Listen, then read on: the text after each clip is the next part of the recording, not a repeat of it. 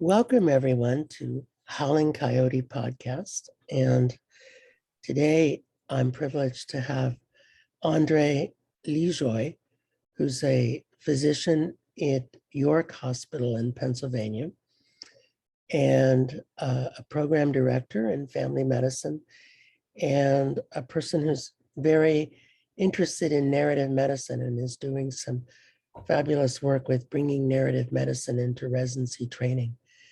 And so, Andre, over to you. Anything, please add anything you want to say about, Sure. yeah. Sure. Well, first of all, thank you for inviting me, Louis. You know how excited I am to share my thoughts about narrative medicine. So I'm really thrilled to be here with you today. And also thank you for the promotion. I'm the Associate Program Director at the Family Medicine Residency Program at York Hospital in York, Pennsylvania. And I've been here for 26 years in this position. And well, I'll just give a little background.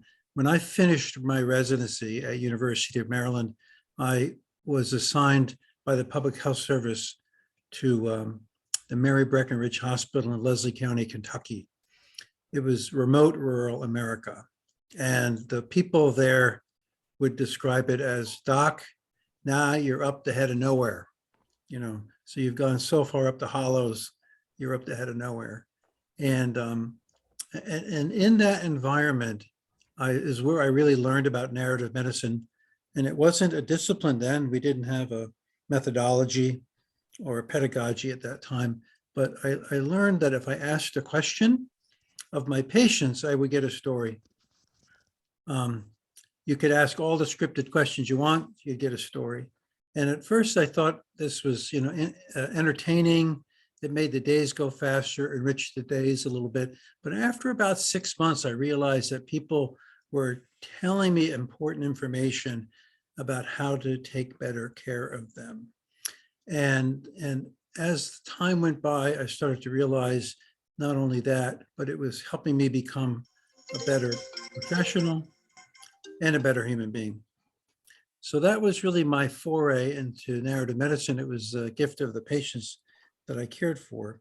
And then I saw in around 2000, Dr. Rita Sharon published her first article about narrative medicine. And I said to my wife, boy, I wish I had wrote this article, but I took those stories from Kentucky and wrote them down into an essay and shared that. But she established a discipline and I followed her work. And I saw that she started offering workshops, weekend workshops. And I told Lori that I just got to go to one of these. So finally in 2015, I finally went and attended one. 6 months later, I attended an advanced workshop. And about 18 months after that, I started in the certificate program in narrative medicine at Columbia University. So that's how I got into, at least brings you up to now, how I got into narrative medicine. I think it was, there's probably a lot of other reasons for that. I was part of a poetry group for medical students at Georgetown University and with the president of the university who had studied at Oxford. And every week we met with him and did Shakespeare because that was his main background. We did Shakespeare and Eliot and Yeats and other poets. I think that had a lot to do with forming my inclination towards the narrative and towards the patient's stories. So I think that had a lot to do with, well, and I think what's happened is that all this yearning and these stories percolated under my radar for all these years. And as soon as I was able to formally start working in it, they just started percolating up. And so my passion was just satisfied by the work that I'm doing in narrative medicine. So that's a little bit of background. After Kentucky, I was in private practice for about 8 years before I joined the faculty in 1985. And the other thing I would say is throughout my college career, I sprinkled my biology background with at least one course in the arts and humanities every semester. And I wasn't very good at them, but I think this, again, just sort of rooted a passion for really cultivating a practice in humanities, because that's what medicine is. Medicine's a practice in humanity. And so it just seemed like a natural fit for me. And I think I read your paper about the workshop you developed in teaching residents narrative medicine. And I wondered if you'd talk a little bit more about that workshop and how long do you think it takes to get residents engaged in narrative medicine, and how much time do we need in the curriculum? Sure. So that first workshop, actually, we're coming up on the 5th anniversary. It's February 2017. I had attended the advanced workshop at Columbia in 2016. I presented a proposal to do an exploratory pilot. And one of the faculty members there looked up at me and said, I think you could do a lot more. And so what I set about to do was plan a full morning workshop. I found 8 intrepid people. There was 5 residents, 2 family physicians, and 1 psychologist who were willing to sign on for a morning of doing this. I had an opening, I called it a master lecture, to introduce narrative medicine, because nobody knew anything about it. And then I did 3 exercises. One was a poem by a colleague of mine who about loss. A colleague of mine, she actually was a family physician, my family physician, who had ultimately died from breast cancer before I did this workshop. I used a children's book, Eric Carle's book, The Artist Who Painted a Blue Horse. And then I used Amy Winehouse's music video, Rehab. So we had 3 narrative medicine exercises. I delved into different media and presented this. And I will tell you, Louis, I was completely unprepared for the reaction. It was so apparent of how much my residents and colleagues needed something like narrative medicine. Some of the reaction from the senior residents were something like this. I never would sign up for a program like this, but I can't believe what just happened there in that program. 2 men said nearly the same thing. They said, this program took me to places in myself I don't ordinarily go with patients. And an intern, this actually kind of disturbed me. An intern said, I finally feel human again, which was very good, but also reminded me it only took us 9 months to drum the humanity out of her. So it was disturbing in that regard. So that's what I did, and it was the initial workshop. And then ever since then, I've been doing a monthly presentation as part of the didactic curriculum. So we have a conference morning on Thursdays, and once a month, I've done a didactic curriculum with them. I've done a piece with them. These are all experiential. I don't do any teaching didactically, all experiential narrative medicine session every month with the residents. And with the schedules, it comes out to about 10 a year. It seems important to give them that experiential component. Well, I think that the experiential component demonstrates everything you want them to know about narrative medicine much better than you can lecture at them. Absolutely. Absolutely. No question in my mind. Yeah. And one of the frustrations for me was they're so focused on the 1,650 visits that they have to Yes. produce that they don't want to take the time to talk to patients Yes. because it would interfere with all of the visits that they need to graduate. And It's unfortunate because every one of them, I go back and explore their, at least my advisees, I go back and explore their personal statements with them.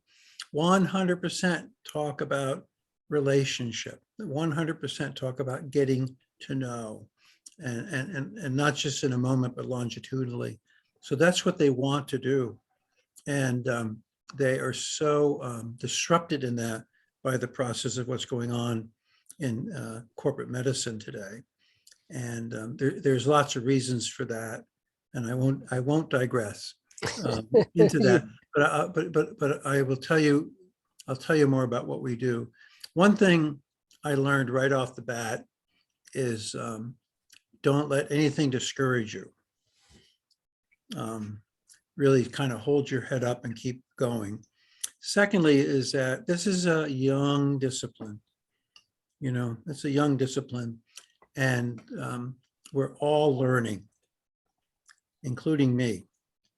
And you bring a humility to the program that even though, you know, have had a lot of training, everybody in the room can bring a piece of a puzzle to the experience of the others in the room.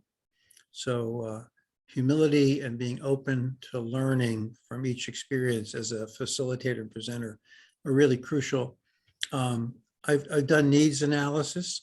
So I will periodically survey the residents and ask them what kind of media they prefer. And my residents like artwork and video type work. Interestingly, as much as I love poetry, it is at the bottom of the list. how about that? But it was really helpful to know that, because when I bring a poem, and I will still bring a poem, I've got to bring something that's available, something that doesn't require a source book of philosophy and mythology and a dictionary. And then I have to be able to help them unpack it. But it has to be on the surface, the poetry has to be available to them so that I capture everybody with an image or some of the words that are on the page, the way it appears, something on that page right off the bat will capture even the uninitiated into poetry. And then I show them how to unpack it. And usually I don't have to do it because I'll ask a question, someone in the room does it for me, you know, as you facilitate them through, because there's so much that poetry brings. We did a program on Thursday, and I used a poem by John O'Donohue called A Blessing for One Who is Exhausted. This is a perfect poem for residents. And he starts it off with a very serious tone, describing how, you know, giving you pointers to recognize exhaustion. And then he gives, and he's got a beautiful turn in this poem. The volta of this poem is really beautiful, where he turns from the description of exhaustion to guidance, where you have to let your heart take you back. Let your heart take you back. And he gives you a caution, you know, to avoid those vexed in spirit and find someone who seems like they have all the time in the world. So when you take a poem like this, with this kind of language and imagery and the metaphors, it has something for everybody. And it's 100% with the residents when you work them through this poem. So it's that kind of, by the way, I try to link my presentations with what the psychologist is presenting that day. So this week, the psychologist presented the CBT for insomnia. So, you know, this poem sort of just paired so well with the didactic that they were getting. So I try to do that. I don't always hit that mark every time, but as much as I can, I do that. I also am deliberate in my choices, trying to find things that help them with skills they should be building. So the poem, What the Doctor Said, where he's telling about being told about his lung cancer, is a wonderful poem, and it's short. And in fact, it's so short that I will break it out before a resident goes into a room to break bad news to a patient. I said, let's take a minute and read this poem before we go in there and get our minds set to talk to this patient. I call that narrative medicine in your pocket, where you have something that you can pull out in real time. And this is another one that every time I use it, it's a home run. It's just never flopped. Because the residents are anxious about going to talk to someone about bad news, and how is this going to go, and how am I going to present myself? And it really gives them, a few minutes to focus before they go in. It strikes me as ironic the way that we have so much capacity now to find information, and yet residents seem obsessed with knowing all the facts. Mhm. And I would have thought naively that the information technology would allow them to be more humanistic, but it hasn't seemed to turn out that way. And I wonder if you've observed the same, and if you could comment on that. Yeah, I think that the intrusion of the electronics has done a number of things. It's added a huge layer of learning, number one. So it used to be you went in, you saw your patient, you talked to them, you talked to your supervising faculty member, you wrote your note, you wrote your orders. It was all focused on that. But now there's such a demand from the computer. And it's not just a distraction. The people studying our brains are telling us that our work is deep thought work. It's deep thought work.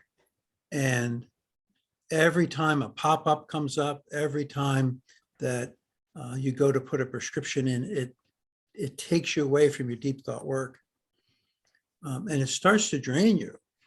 It's called cognitive ergonomics is being studied. So there's a huge, not just a distraction, but there's this demand on our brains, and there's a demand on learning. So I think, and then the systems, because of the nature of things, the systems demand more per visit. So they want you to do health maintenance and behavior change, and they want you to build that into every visit. So you have these competing demands. My other observation is that, what you're talking about is being patient-centered, right? And narrative medicine is all about listening carefully, even radically, and watching closely. Every once in a while, I see my resident typing away. The patient says something, and they do this. They stop, they look up, they look directly at the patient. And that makes me feel like at least they didn't miss that moment, that they're paying some attention, and they stop. But there's a huge distraction. Here's the other thing.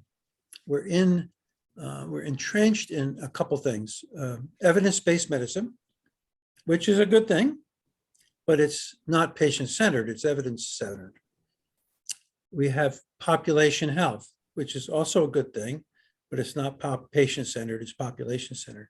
And we have corporate medicine, which is, right now, that's the only way medicine happens. I shouldn't say the only way, but the primary way. And corporate medicine is not patient-centered, it's corporation-centered. So we have all these distractions from the patients. So trying to get the residents to stay focused on their original motive to care. Their original motives is to care and to engage and to know their patients. They've got to get good at this. They have to get good at it, and we have to help them get good at this so that when that moment arrives, they stop, they look up, they look directly at the patient, and they say, you know what, I got you, give me more. Indeed. And I found it really hard to convince residents that they were a therapy, Oh, yeah, that yeah, that just sitting with the patient yeah, caused a positive change. yeah, And if they would just sit with the patient frequently enough and long enough, that they would see change. yeah, yeah. So that's really interesting. So I really emphasize to the residents that we are therapeutic agents. We are therapeutic agents.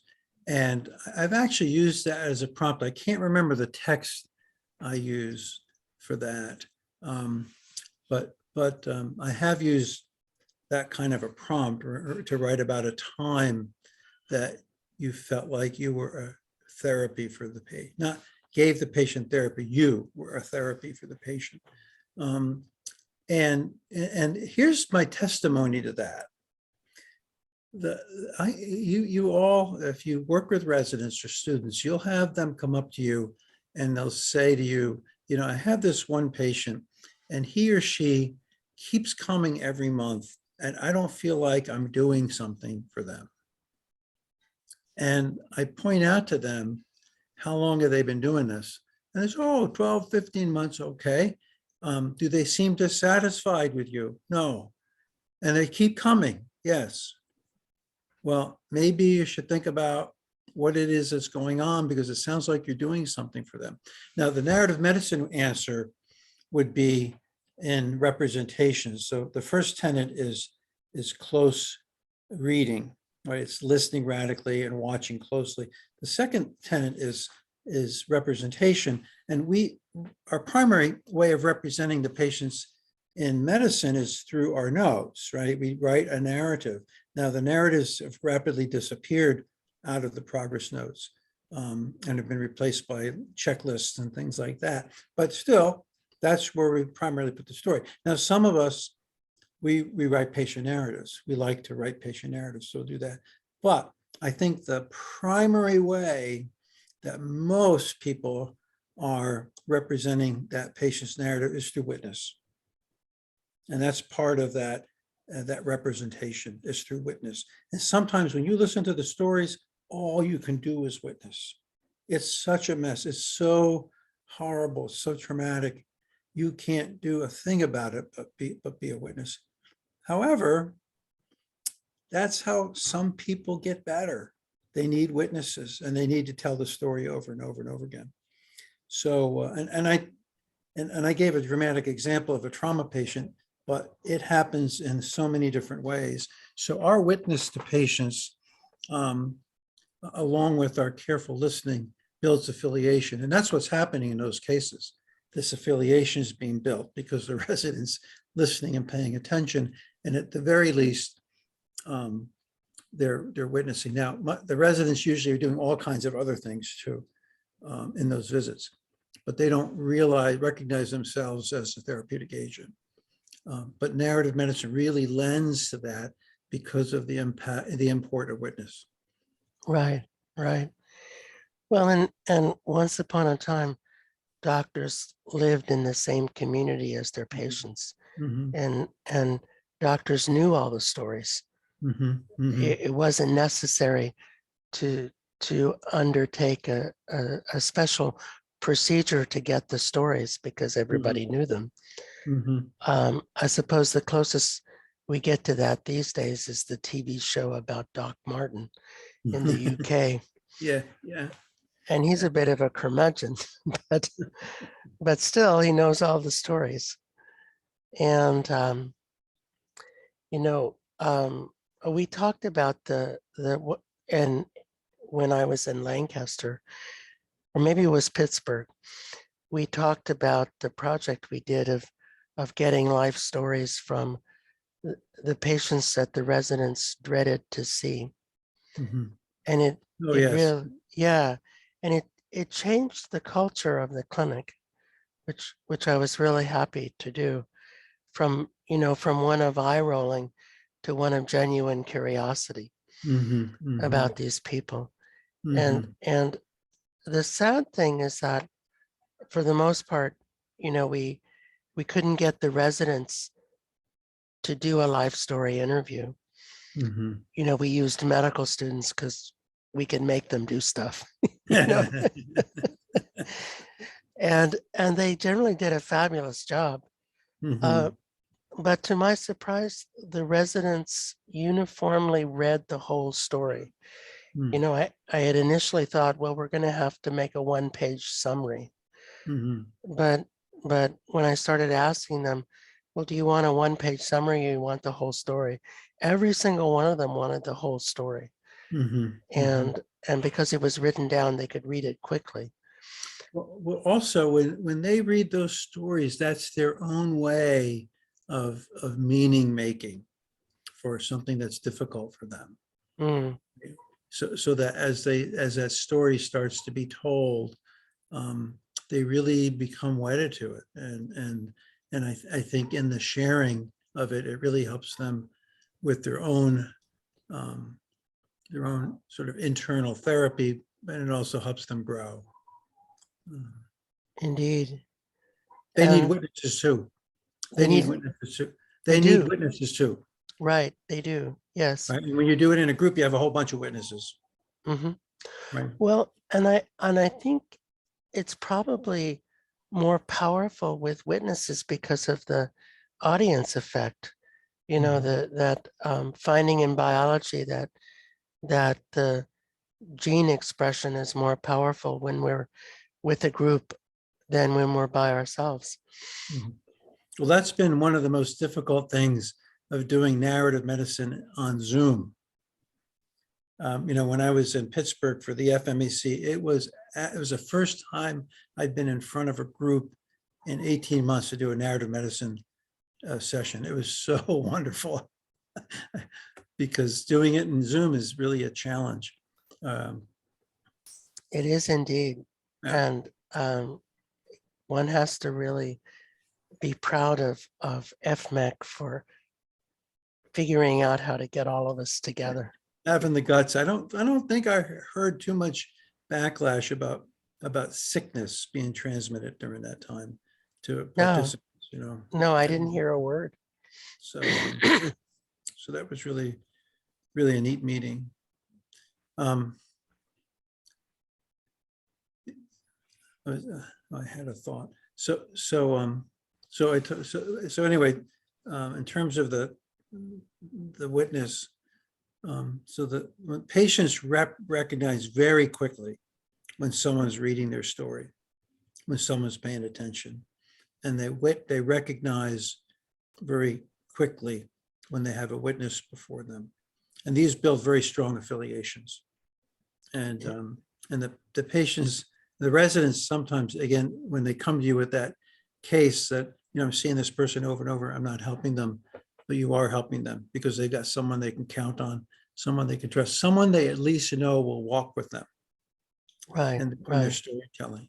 And you right. build this powerful affiliation. But the other piece about representation, and this is where narrative medicine I think, has a powerful potential, is that let's just change the word represent to represent.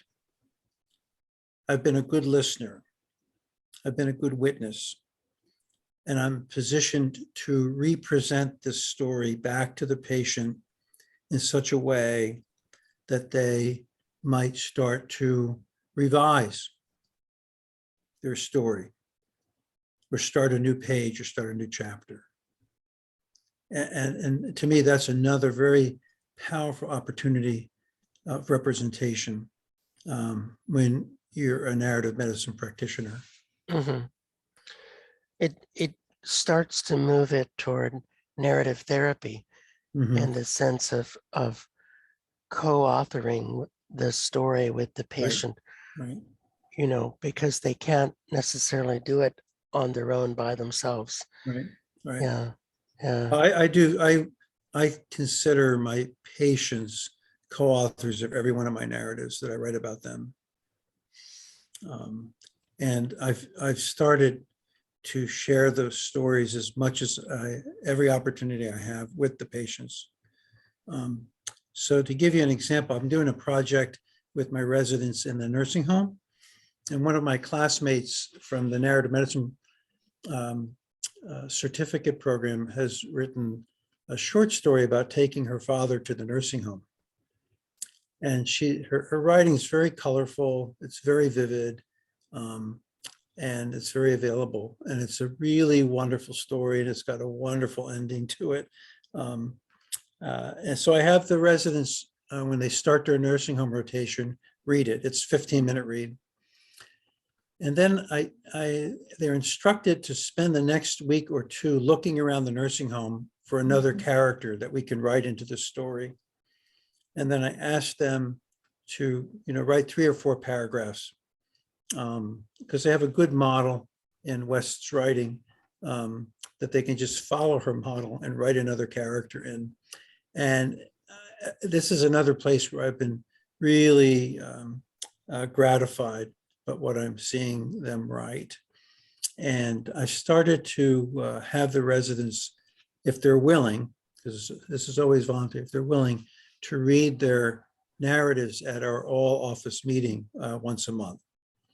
And one is, I want the staff and everybody to see what the residents are doing.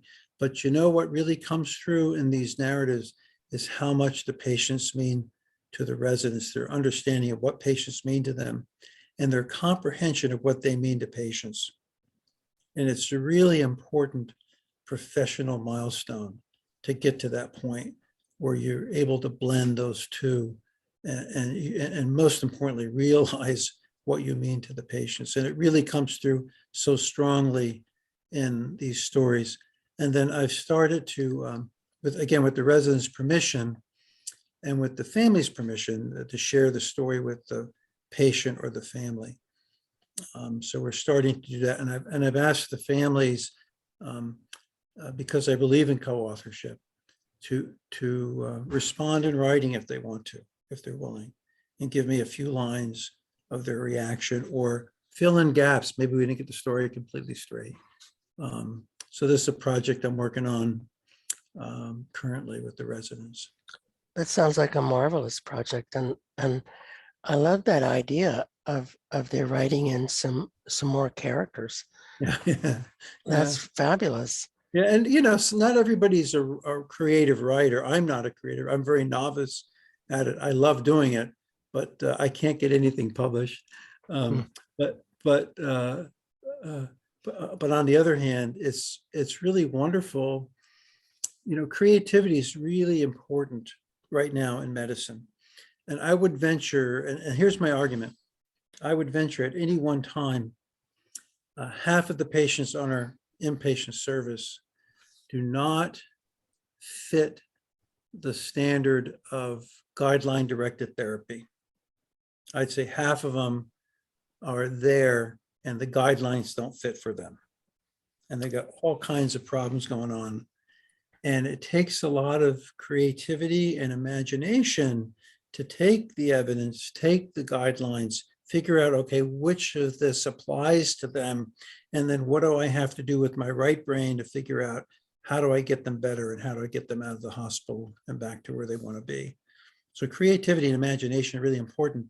So these exercises really prompt the residents to be creative, even if they're not a creative writer. And I'm amazed at what they do with that. It's just really inspiring and it's fun. We do a little reworking, not much. I'd say my average rework time with the resident on this project is 30 minutes total. So it's really, to me, an important attribute for them to cultivate, that creativity and imagination, which every one of the sessions gives them an opportunity to do, because when you do close reading, no matter what it is, you're stretching your imagination, you're looking for creativity, and it really helps. It really helps them every day. Right. And it's so true that so many patients on the inpatient service don't fit what that and just a humorous example of that. When I'm the inpatient attending, I ask them, why are you ordering a cardiac diet for this person? Mhm. And, and they're like, well, guidelines. And I'm like, well, let's go look in his trash can and Mhm. see what's actually coming through him. See, And so you're doing an excavation, so that's archaeology, exactly, right? exactly. Anthropology. Looking through the trash cans at the Frito-Lays and Mhm. the salty stuff. And I'm like, just let him eat what he wants, because that's what he's going to do when he leaves the hospital. Mhm. And maybe he won't ask his family to bring him as many potato chips. Right, right, right. Yeah, right. Another example, this was recent person in the hospital, very elderly, very, very elderly, um, has had a number of brain insults.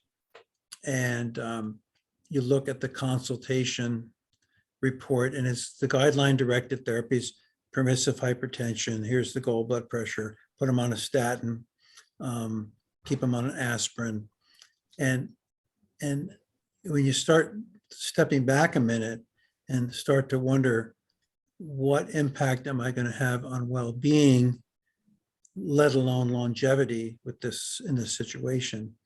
I mean, the guidelines really are a little silly, because you have to step back and look at this patient and that patient's suffering and humanity, and what is it I can do to help them. And again, sometimes it's just walking with them, just walking with them.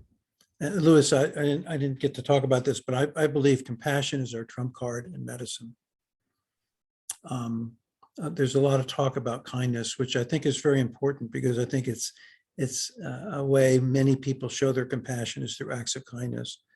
But the fundamental of compassion is takes it to a higher level, and it's being able to see the suffering of another, be moved by it, and be inclined to act on it. And it's difficult for the novice, because their inclination is to take on the suffering, and we can't do that.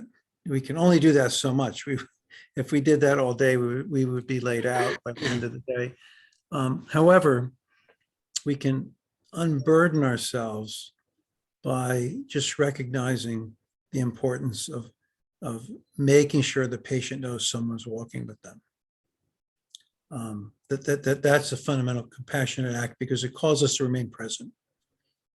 And that's such an important basic lesson for our residents and students, to learn the power of presence, and the power of the patient knowing that someone's walking with them.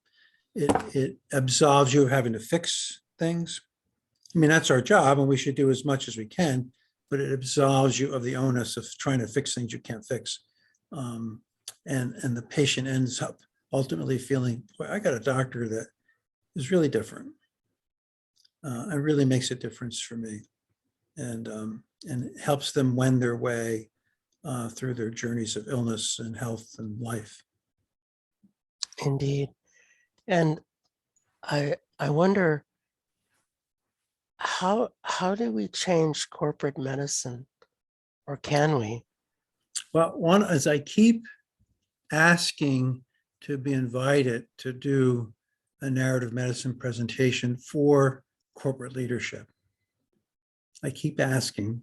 They Because haven't accepted. I think they need it. I Of think course they need it. Yeah. Yes. and so I keep asking. The comment that I usually get is, you have to talk the language of the C-suite, and I understand that. However, I think those who reside in the C-suite have to step out of it and talk to the people on the ground doing the work in the language they know. So there has to be some reciprocity. Yeah, we have to do the best we can to speak their language. But on the other hand, I think they have a responsibility to communicate with others that report to them in ways that they can understand. There's been a lot of creation of definitions. It's not the word I'm looking for, but a lot of, and it's not semantic, but they have their lingo, and they keep creating this language that is foreign to many people, and it also doesn't make sense. What do you mean go to the Gemba? Is the big thing now, go to the Gemba. The Gemba is an interesting Japanese word for the work is done, right? But the common person would say, well, they should come to the plant floor. Right. Now it's a Gemba. Exactly. So, and I understand the value of creating those kind of, the lexicon, I understand that. But on the other hand, I think there needs to be give and take. I don't know how you change the corporate mindset, except I do think if it's going to happen, the people doing the work are going to have to make it happen, because, we've been challenged now over a dozen years. I think the burnout crisis has been going on it actually goes back to the 90s. Tate Shanafelt, in his paper in October, talked about the era of distress, and that started in the 90s. Then well-being 1.0 was from about 2010 to now, where we recognized the problem and focused in on trying to make a stronger canary. Okay, gave us well-being activities for ourselves, failing to recognize that, it's not that the canary's not tough enough. It's that if you keep pumping methane into the mine, they're going to fall over.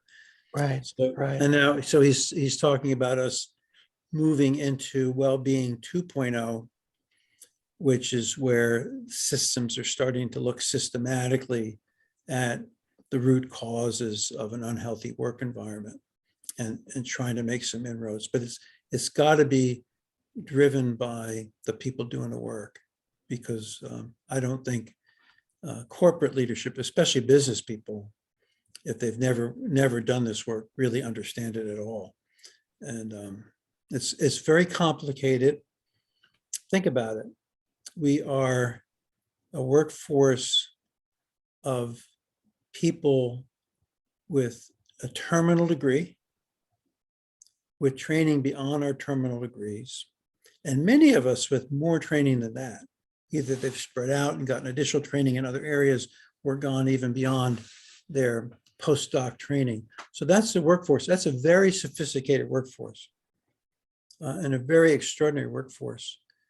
You can't expect someone who's not gone through that to really, and been face to face with people facing death or facing these crucial moments in their lives and trying to help them through it. You can't expect people who haven't done that to really understand it. And I don't mean that in a chauvinistic way either. I just think it's a reality. We have really tough work as physicians, and physicians in general are deeply caring people, and they care about their work and doing it well, and they recognize the humanity, the common humanity. Really, it's the common humanity that we share with the person before us, and want to make a difference. And that's just not easy. It's not easy. No, it's not. And I look at the residents, and I see incredibly stressed people. Mhm. And we can't make them work 36 hours in a row like you and I probably did. I mean, I know I did. Mhm. So we can't do that anymore, but we can make them work 13 hours a day for 20 days in a row. Mhm. And the sad thing is they don't have space to be compassionate when we do that to them. Right. And, you know, I could imagine that they, when they're done with their rounding and their notes, that they could go talk to patients in a human way. But by that point, they're too exhausted to want to. Yeah. Yeah. One of my observations is that what's happened, and I've actually had this discussion with an administrator, that I told them, you've made it too costly to care for a patient. And they look at me curious. But when you look at the data, where a resident on the inpatient service spends 7 minutes with the patient and 27 minutes on the computer, and you do some math, it really limits how much they can actually do, and having time to go back and talk to patients is really very, very limited. And again, remember, they because of not being experienced, what might be something that's very fluid for you and me, a challenging patient, a dying patient, family trying to make some decisions about a patient on the ventilator, well, that might be very fluid for us. The energy demand for a resident who's not experienced is much, much higher. So, we just talk about, if you just talk about the timepiece, it's only a little bit of that. But there's other elements that contribute to that, and the energy that it takes to do that well. And I think about when a medical student becomes a resident, and they if you talk to them, what they worry about the most is the increased responsibility. And I think about them like as a knight, getting their armor on. It's our professional facade, right? It's how we show ourselves, and it helps to protect us from the demands or some of the stresses.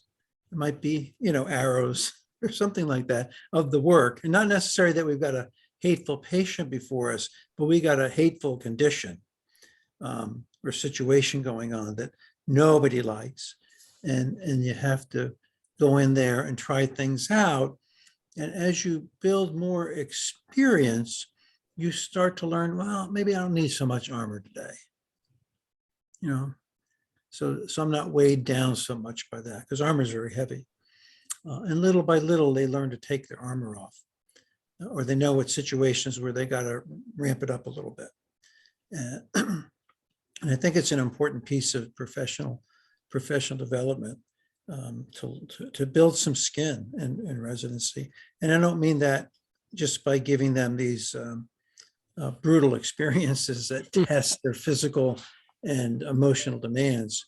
We don't have to make it up. I mean, the nature of medicine brings it to you, but they have to have those experiences where they can learn to trust their skin and learn that they don't need so much armor. And it comes with experience, this experiential learning, just like narrative medicine is experiential learning. Yeah, and I love some of the exercises that you've come up with for, getting them to be thoughtful and reflective. And,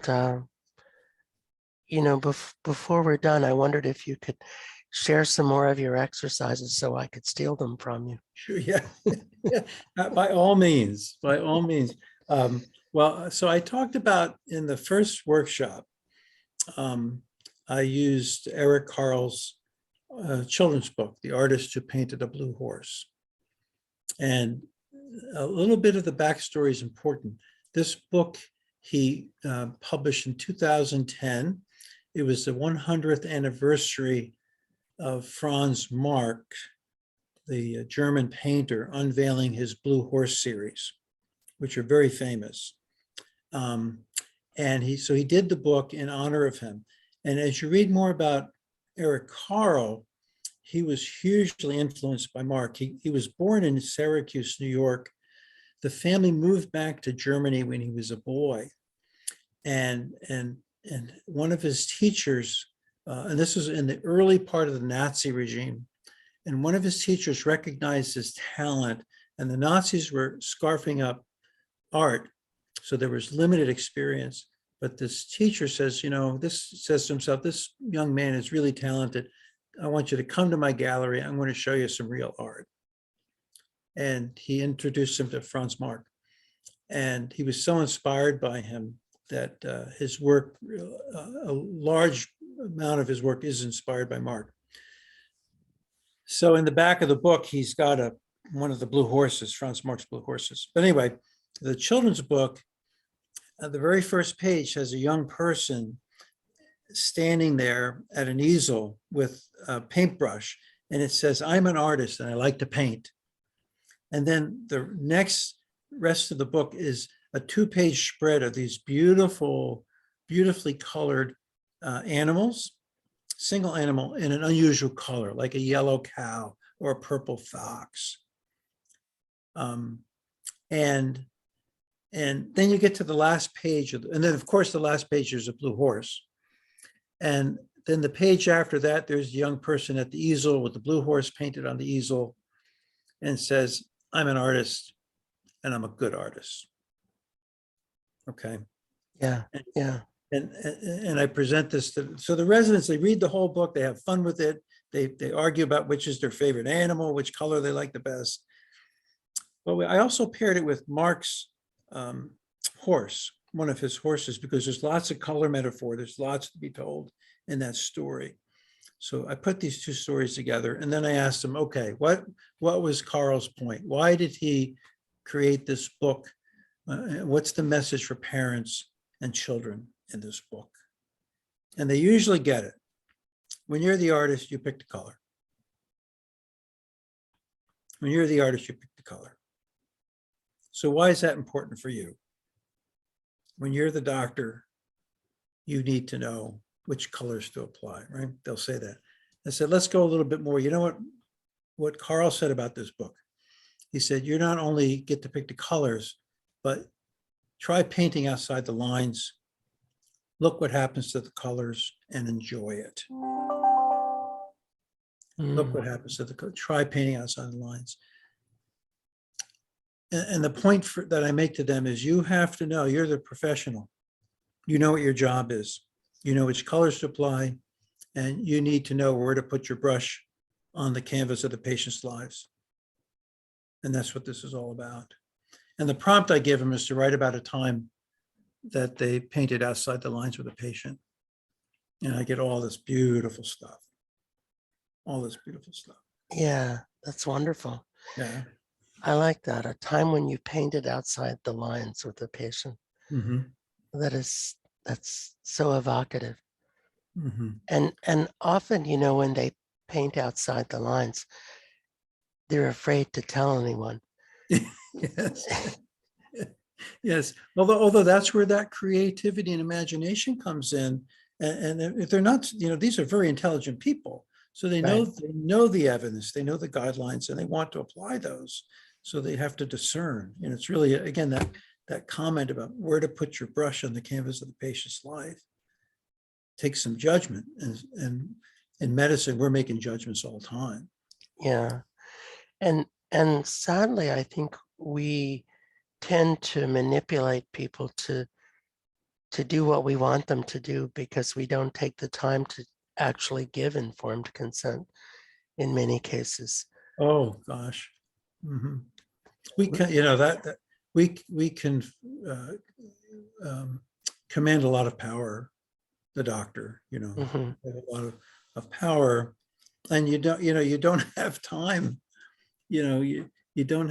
Again, this is where the business people don't understand the sophistication of our work and what's required of it. So if you're just busy going through the click quota that your computer demands, you don't have the time to stop with patients and say, do you really understand this? Is this something that you really want to proceed with? It's like engaging your patient with what I call my what questions. What's most important? What do you worry about the most? What's going on?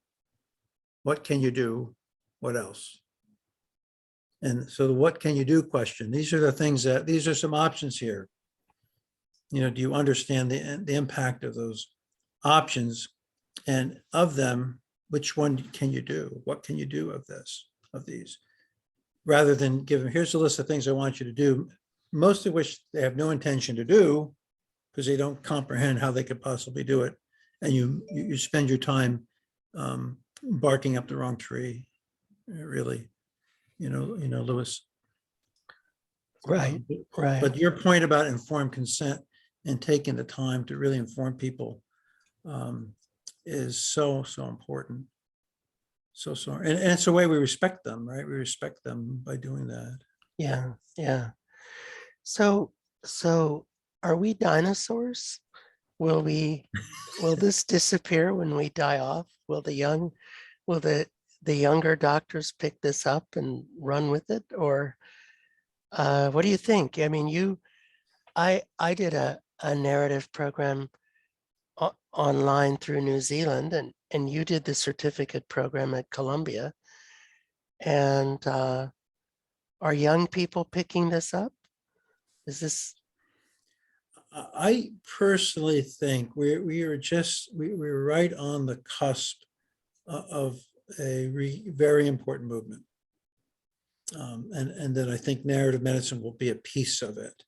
I know at the medical schools, there is increasing embrace of not just medical humanities, but narrative medicine as an important piece. I think I think the attention, I think the representation, the affiliation, I think the data will eventually show better outcomes to the data mongers. We have some data out there that shows better outcomes. We do.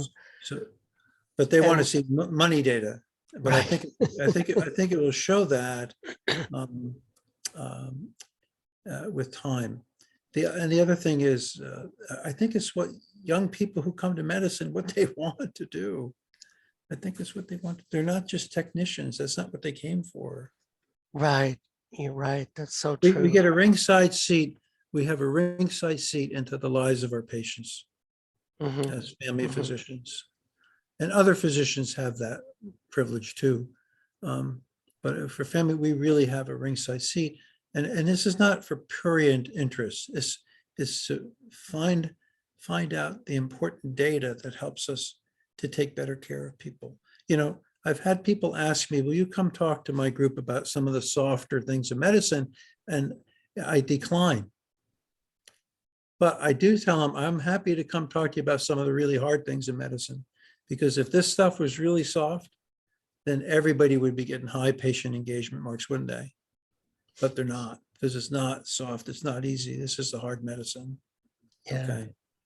Okay. That's so true. Yeah. Well, we're drawing to a close. Is there anything on your mind that you haven't shared, or anything you want to finish with? I've said you've given me license to say a lot. Absolutely. You have full license. Just, I think, I think that, one of my little essays is about listening to hearts. And I have a Quixote metaphor in there about teaching my residents to listen to hearts. And I teach them to listen to the silence. So I say, you guys want to hear murmurs, and you want to hear clicks, and you want to hear rubs, right? I know that's what you're here for. We're going to start up by listening to the first sound. We're going to listen to the second sound, but then we're going to listen right after the first sound to the silence. We're going to listen right after the second sound to the silence. And if you get good at that, then you're going to be positioned to hear when the heart has something to say to you.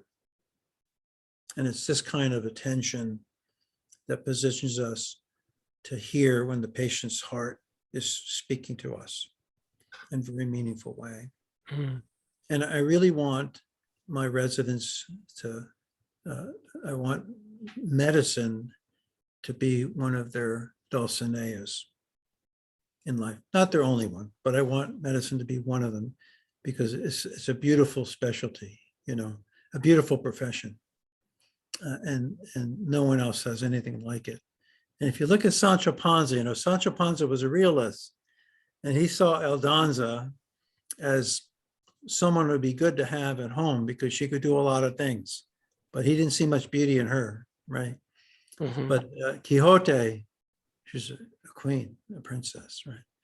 And so we have our messes in medicine, and we have our challenges in medicine, but we have a beautiful profession. And I really want for my residents and my medical students to have the embrace of a Dulcinea in medicine. I think I'll close with that. Fabulous, fabulous. And I just wanted to make a short plug for the Medical Arts and Humanities program that we've created at the University of Maine. And we actually have, if you know any physicians who are interested, we actually have scholarship money available for them. So I'm just casting it out there. So I will be sure they know. I will be sure they know. Yeah, I'll send you the link to our website because it's great fun. I'm not sure we're anywhere near the mainstream, but we're having a lot of fun. Well, that's where again you gotta be willing to go outside the lines. Yeah, Great right. stuff, and great stuff happens. Right, that is Great so stuff true. happens. Yeah, It's that's one of the beauties of this discipline for me is I learned the value of making sure that the residents know there's no credit off for taking risks in my classroom. Not the fabulous. patient's room, in my classroom. Right, right. And that's one, and everything's a first draft and everything's worthy of revision. And that's so important in that learning process. So Indeed. we're works in progress. We are all works in progress. Yeah. So thank you very much for. You're welcome, Louis. Yeah. Thank you. Thank you so much.